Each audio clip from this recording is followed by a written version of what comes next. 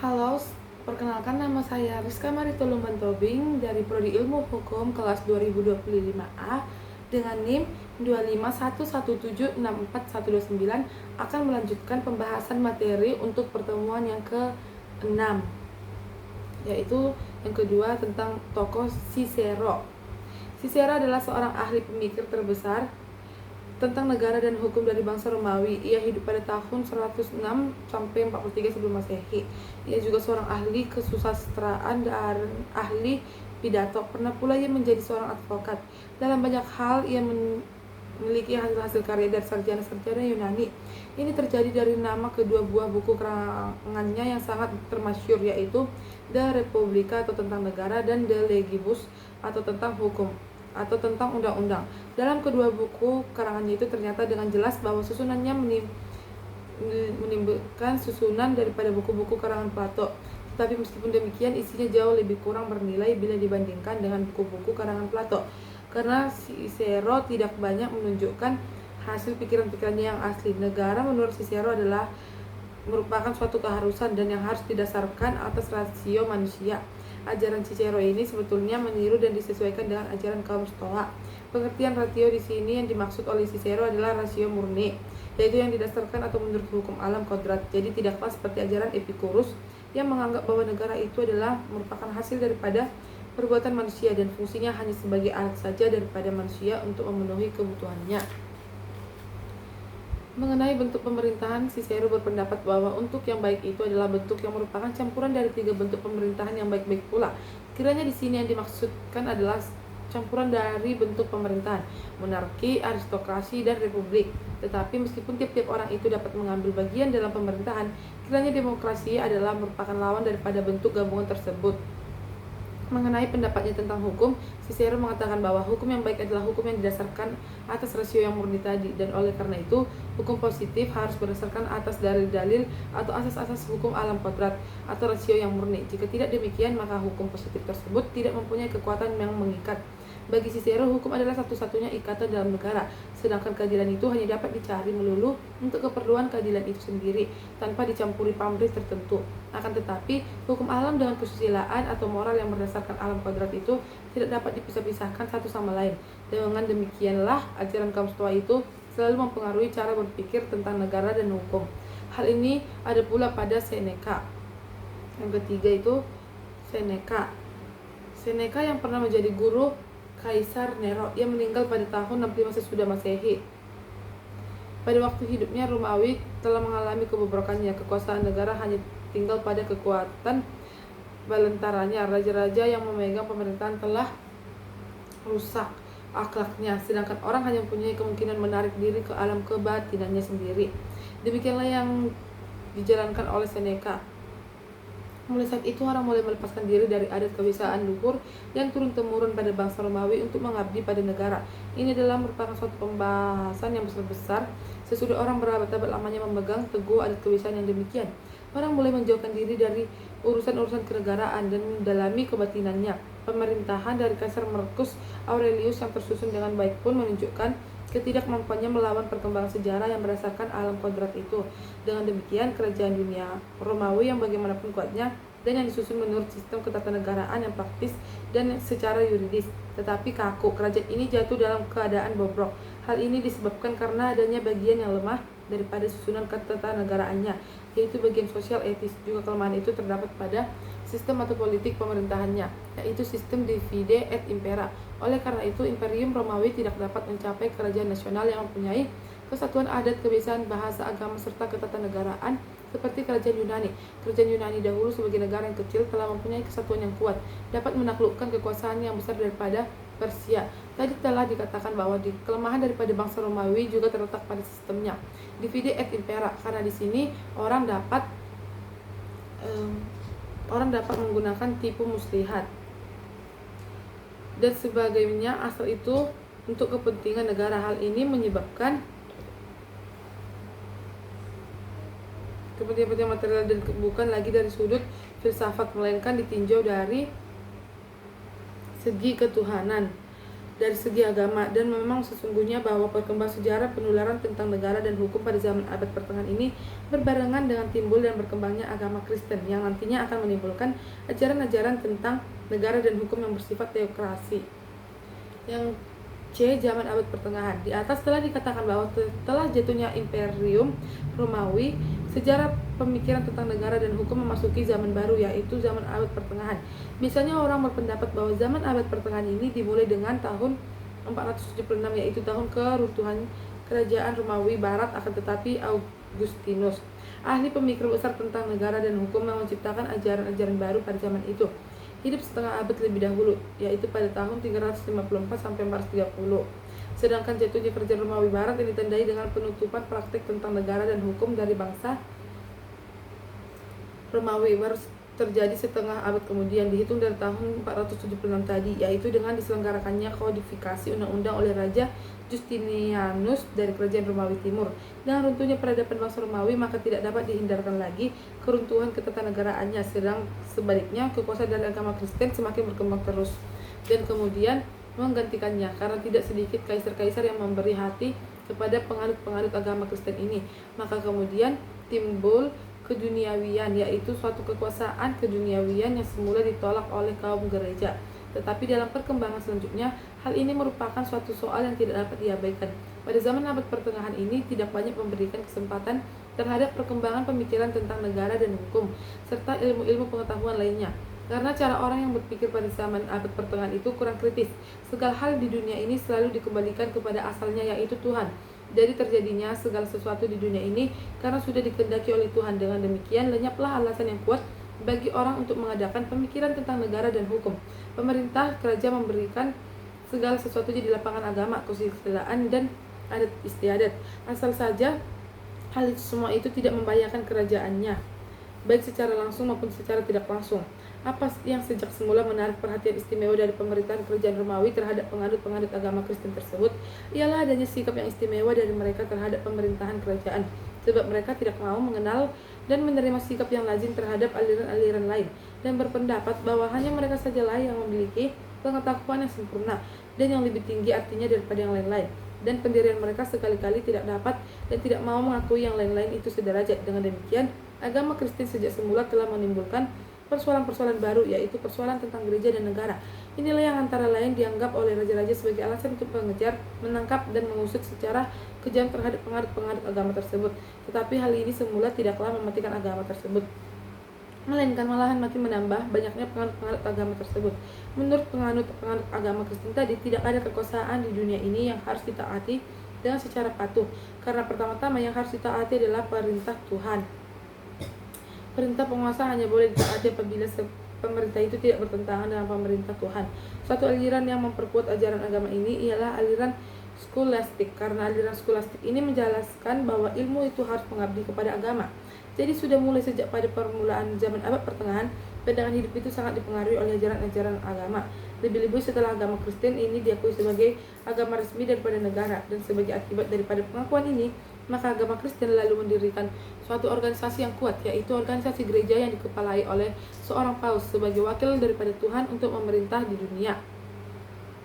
Sebagai akibat lebih lanjut ialah orang juga pemeluk agama Kristen itu sendiri tidak mempunyai kebebasan berpikir, oleh karena segala-galanya harus tunduk kepada pemerintah Tuhan. Menurut pandangan yang teokrasis dari agama Kristen ini, segala sesuatu yang ada di dunia ini adanya atas kehendak Tuhan. Juga negara itu bertentangan mengenai hakikat dan sifat daripada negara, bertentangan mengenai sifat-sifat kekuasaan dan lain sebagainya. Maka pertentangan itu sebetulnya adalah pertentangan atau perdebatan antara negara dengan gereja, antara raja dengan paus. Sedangkan yang menjadi pokok pangkal pertentangan itu tidak lain adalah siapakah di dunia ini yang dianggap sebagai wakil daripada Tuhan. Tegasnya, siapakah di dunia ini yang mempunyai kekuasaan yang tertinggi, yang dapat memutuskan dalam tingkat tertinggi dan terakhir, negara ataukah gereja, raja ataukah paus. Tetapi kiranya tidaklah boleh dilupakan bahwa sesungguhnya pada zaman abad pertengahan itu semua orang telah sepakat bahwa yang mempunyai kekuasaan tertinggi itu adalah Tuhan. Hanya saja pelaksanaannya di dunia ini siapakah yang mewakilinya, raja ataukah paus, inilah yang dipersoalkan. Mengenai hal ini ada yang mengatakan bahwa yang menjadi wakil Tuhan di dunia ini, jadi yang mempunyai kekuasaan tertinggi di dunia ini adalah raja. Tetapi ada pula yang mengatakan paus. Mereka menjadi penganut raja itu disebut kaum legis, sedangkan mereka yang menganut paus disebut kaum kanonis. dari masing-masing pihak ini tidak ada yang mau mengalah. Segala tulisan-tulisan dan perdebatan-perdebatan kaisar pada soal-soal keagamaan dan kekuasaan. Tetapi sekali lagi kita harus ingat bahwa perbedaan berpikir mereka itu hanya terletak pada siapakah dunia ini, khususnya di dalam negara itu, yang mempunyai kekuasaan tertinggi yang dianggap sebagai wakil daripada Tuhan, Raja ataukah Paus. Dengan timbulnya pertentangan-pertentangan tersebut di atas, maka akibatnya lalu ada dua macam hukum, yaitu yang pertama, hukum yang mengatur soal-soal ketatanegaraan atau keduniawian. Yang kedua, hukum yang mengatur soal-soal keagamaan atau kerohanian. Dengan demikian juga, terdapat dua macam kodifikasi hukum, yaitu yang pertama, kodifikasi hukum yang diselenggarakan oleh Raja Theodosius dan juga oleh Raja Justinianus. Ini adalah kodifikasi daripada peraturan-peraturan yang dikeluarkan oleh negara. Kodifikasi ini disebut corpus juris. Yang kedua, kodifikasi yang diselenggarakan oleh Paus Innocentius. Ini adalah kodifikasi daripada peraturan-peraturan yang dikeluarkan oleh gereja. Kodifikasi ini disebut corpus juris canonici. Yang penting bagi kita adalah corpus juris, karena ini mengenai peraturan-peraturan dari negara. Corpus juris ini terdiri dari 4 bagian, yaitu yang pertama, instituten. Ini adalah sebuah ajaran, tetapi mempunyai kekuatan mengikat seperti undang-undang. Kalau dalam undang-undang itu mengenai sesuatu hal tidak dapat pengaturannya, maka pengaturannya mengenai hal tersebut dapat dilihat di dalam instituten tadi. Yang kedua, pandektin. Ini sebetulnya hanya merupakan penafsiran saja daripada sarjana terhadap sesuatu peraturan. Yang ketiga, codex. Ini adalah peraturan-peraturan atau undang-undang yang ditetapkan oleh raja. Yang keempat, novellen. Ini adalah tambahan-tambahan daripada sesuatu peraturan atau undang-undang. Kalau dulu filsafat dari bangsa Yunani telah menghasilkan 4 aliran besar, yaitu Plato, Aristoteles, Stoa, dan Epicurus, maka sekarang setelah timbul pertentangan-pertentangan yang banyak itu, lahirlah suatu aliran yang menggabungkan ajaran-ajaran yang beraneka warna itu menjadi satu ajaran baru, atau yang disebut eklektisme. Setelah itu kemudian lahirlah aliran Neoplatonisme yang dipelopori oleh Plotinus yang hidup pada tahun 205 sampai 270. Ajaran dari Plotinus ini merupakan jembatan peralihan dari filsafat Yunani ke alam pemikiran teokratis atau Kristen pada zaman abad pertengahan. Bagi Plotinus, Tuhan itu adalah hakikat satu-satunya yang paling luhur, dari mana terbit segala-galanya dan yang tak dapat diterangkan dengan kata-kata. Di samping unsur ketuhanan ini, ada tata susila dari Plato yang mengajarkan bahwa orang itu harus berusaha untuk meningkatkan ilmunya sampai pada ilmu pengetahuan murni. Dengan melepaskan semua ikatan panca indera, kita harus berikhtiar melihat Tuhan, hal mana tak dapat dicapai dengan pikiran saja, melainkan harus dengan ekstase atau bersemedi. Dengan demikian, Plotinus menjadi perintis jalan bagi agama Kristen. Dia adalah ahli pemikir klasik besar yang terakhir yang ajarannya sukar dipahami oleh rakyat. Sebagaimana pemikir-pemikir terdahulu, tempat di mana filsafat Yunani dengan agama Kristen itu bertemu adalah di Alexandria, kota tempat lahirnya Neoplatonisme. Adapun yang menciptakan dalam garis besarnya dalam pikiran zaman pertengahan dari ala pikiran Kristen di zaman kuno adalah Augustinus. Sehingga dengan demikian Augustinus merupakan jembatan antara dua masa dalam sejarah, yaitu masa zaman abad pertengahan dengan masa-masa sebelumnya. Untuk jelasnya sekali lagi bahwa teori teokrasi ini berkembang pada zaman abad pertengahan, dan yang dimaksud abad pertengahan ini adalah zaman sesudah jatuhnya kerajaan Romawi Barat pada abad ke-5 sampai abad ke-15 atau sampai zaman Renaissance. Mula-mula agama ini merupakan agama yang terlarang, penganut-penganutnya terlalu dikejar-kejar, kemudian dibuang atau dibunuh. Oleh karena itu semua agama tersebut dianut dan dilakukan dengan secara diam-diam. Ini adalah bertentangan dengan kepercayaan yang dianut oleh bangsa Romawi pada waktu itu, yaitu panteisme. Juga agama ini semula mengajarkan pandangan hidup yang mengancam kekuasaan serta kewibawaan raja. Misalnya, orang tidak perlu menaati peraturan-peraturan negara yang bertentangan dengan keyakinannya, lebih-lebih kalau peraturan negara itu bertentangan dengan ajaran-ajaran agama. Akan tetapi, karena berkat ketabahan dan keuletan daripada penganutnya, lama-kelamaan agama ini tidak mati atau musnah, melainkan malahan mendapatkan lingkungan hidup yang makin meluas, dan akhirnya malahan dianut oleh pejabat-pejabat negara dan kemudian diakui oleh negara sebagai agama resmi daripada negara.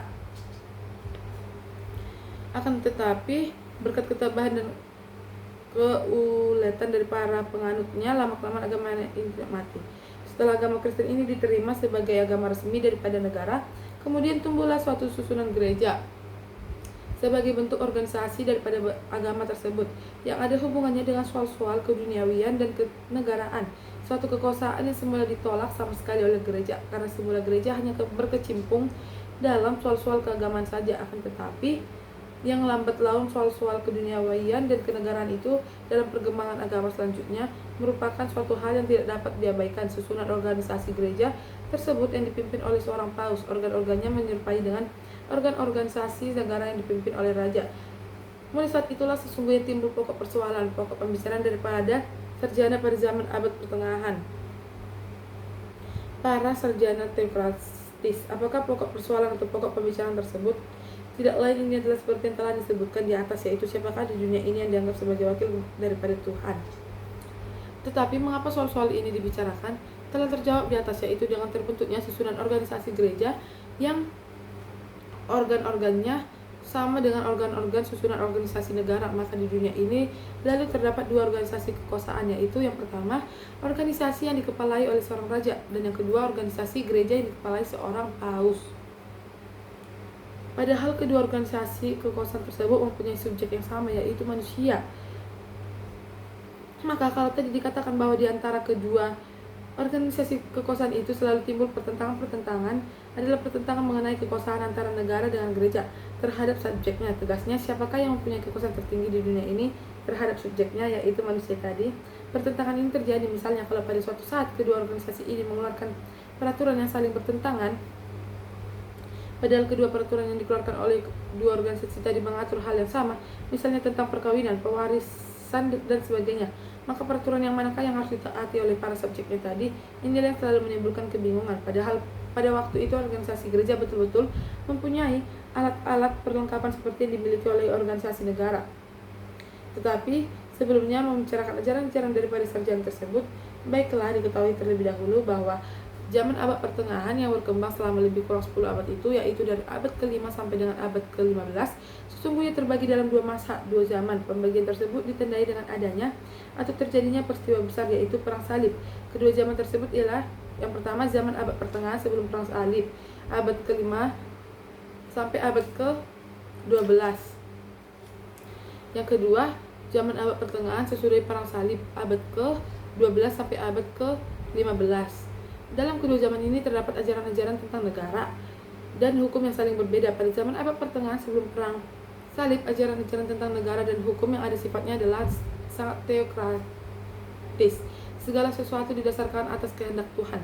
Hal ini terjadi karena dengan diakuinya agama Kristen tadi sebagai agama resmi daripada negara, orang atau warga negara sangat patuh terhadap ajaran-ajaran agama tanpa ada persoalan apa-apa. Pendek kata, segala sesuatu yang ada di dunia ini adanya atas kehendak Tuhan. Maka akibatnya adalah tidak adanya pandangan-pandangan yang bersifat kritis terhadap segala sesuatu yang terjadi di dunia ini. Segala perbuatan pada waktu itu ditujukan untuk membela kepentingan-kepentingan agama dan gereja. Sedangkan pada zaman abad pertengahan sesudah Perang Salib, ajaran-ajaran ketatanegaraan, ajaran-ajaran tentang negara dan hukum yang ada telah banyak dipengaruhi oleh ajaran-ajaran dari sarjana Yunani kuno, misalnya ajaran dari Plato dan Aristoteles. Hal ini disebabkan oleh karena pada waktu terjadinya Perang Salib itu banyak dari penganut agama Kristen yang pergi ke Timur Tengah, antara lain ke Palestina, dengan maksud untuk membela dan menyelamatkan makam-makam Kristen yang terancam. Dan disinilah mereka mulai mengenal kebudayaan dari zaman Yunani kuno, antara lain ajaran-ajaran kenegaraan dari Plato dan Aristoteles tadi. Setelah Perang Salib selesai, mereka kembali ke negaranya masing-masing dengan membawa kebudayaan Yunani kuno tadi yang sebelumnya tidak pernah dikenal di dunia barat. Dengan demikian, maka mereka lalu mulai berpikir secara kritis terhadap keadaan-keadaan di sekitarnya, termasuk pula ajaran-ajaran mereka tentang negara dan hukum dan agama. Jadi mulai saat itu unsur rasio masuk ke dalam ajaran-ajaran kenegaraan lagi. Ini menyebabkan berubahnya cara berpikir mereka, yaitu cara berpikir yang bersifat teokratis mutlak atau pada abad pertengahan sebelum Perang Salib, ke cara berpikir yang bersifat teokratis kritis pada abad pertengahan sesudah Perang Salib. Dari zaman abad pertengahan ini, ajaran-ajaran tentang negara dan hukum yang akan dibicarakan tidak banyak. Kita ambil yang pokok-pokok saja yang dianggap mewakili ajaran-ajaran pada waktu itu. Dari zaman abad pertengahan bagian 1, zaman abad pertengahan sebelum Perang Salib, dari abad ke-5 sampai abad ke-12 adalah ajaran dari Agustinus dan Thomas Aquinas. Sedang dari zaman abad pertengahan bagian kedua, zaman abad pertengahan sesudah Perang Salib, dari abad ke 12 sampai dengan abad ke-15 adalah ajaran-ajaran dari Marsilius. Yang pertama itu Agustinus. Agustinus hidup pada tahun 354 sampai 430. Ia adalah seorang Kristen. Di dalam bukunya Pengakuan ia telah menulis riwayat hidup sendiri. Di dalam buku itu dikatakan bahwa ia hidup dalam keadaan dualisme. Maksudnya ia mengalami masa peralihan dari peradaban yang satu ke peradaban yang lain. Pada waktu hidupnya ia mengalami masa kebobrokan masyarakat yang disebabkan banyaknya pertentangan-pertentangan yang timbul, terutama pertentangan antara orang-orang yang menganut agama Kristen dengan orang yang tidak beragama, antara kepercayaan adanya satu Tuhan yang Maha Agung dengan penyembahan kepada berhala. Terhadap peristiwa ini, pendapat orang dapat berlainan, sementara orang berpendapat bahwa karena Alaric Sendui, seorang Arya yang menganut agama Kristen, peristiwa tersebut berarti suatu kemenangan agama Kristen atas penyembahan berhala. Jadi berarti suatu hukuman terhadap orang-orang yang mengadakan penyembahan kepada berhala. Tetapi sementara itu, di pihak yang lain, orang berpendapat dulu dalam keadaan tidak beragama, keadaannya tenang-tenang saja. Alangkah bedanya keadaan sekarang di bawah agama Kristen. Menurut Agustinus yang ajarannya sangat bersifat teokratis, dikatakan bahwa kedudukan gereja yang dipimpin oleh paus itu lebih tinggi daripada kedudukan negara yang diperintah oleh raja. Mengapa demikian? Dalam hubungan ini dikatakan oleh Agustinus bahwa adanya negara di dunia ini merupakan suatu kejelekan, tetapi adanya itu merupakan suatu keharusan. Yang penting itu adalah terciptanya suatu negara seperti yang keharusan yang diangan-angankan atau dicita-citakan oleh agama, yaitu kerajaan Tuhan. Maka dari itu sebenarnya negara yang ada di dunia ini hanya merupakan suatu organisasi yang mempunyai tugas untuk memusnahkan perintangan-perintangan agama dan musuh-musuh gereja. Jadi, di sini nampak dengan jelas bahwa negara mempunyai kedudukan atau kekuasaan yang lebih rendah dan ada di bawah gereja. Negara sifatnya hanyalah sebagai alat daripada gereja untuk membasmi musuh-musuh gereja. Pendapat Agustinus tersebut di atas diterangkan dengan jelas dalam bukunya De Civitiae Dei, dan yang isi seluruh kalangannya itu terjalin suatu pertentangan dan perbedaan yang tajam dan yang mencerminkan aliran pikiran pada zaman abad pertengahan di mana ia hidup. Dalam bukunya tersebut, Agustinus menyebabkan adanya dua macam negara, yaitu yang pertama Civitas Dei atau negara Tuhan. Negara ini sangat dipuji oleh Agustinus karena ini adalah negara yang diangan-angankan, dicita-citakan oleh agama. Yang kedua itu Civitas Terrena atau Diaboli atau negara iblis atau negara duniawi. Negara ini sangat dikecam dan ditolak oleh Agustinus. Negara yang paling baik adalah negara Tuhan. Akan tetapi negara ini tidak akan pernah tercapai di dunia ini, tetapi semangatnya dimiliki oleh sebagian dari orang-orang di dunia ini, dan mereka ini harus selalu berusaha untuk mencapainya. Dan orang hanya dapat mencapai negara Tuhan ini dengan perantaraan gereja sebagai wakil daripada negara Tuhan di dunia ini. Tetapi sebenarnya orang-orang yang berada di luar gereja pun dapat juga mengusahakan tercapainya negara Tuhan tersebut, asal mereka itu menaati perintah Tuhan.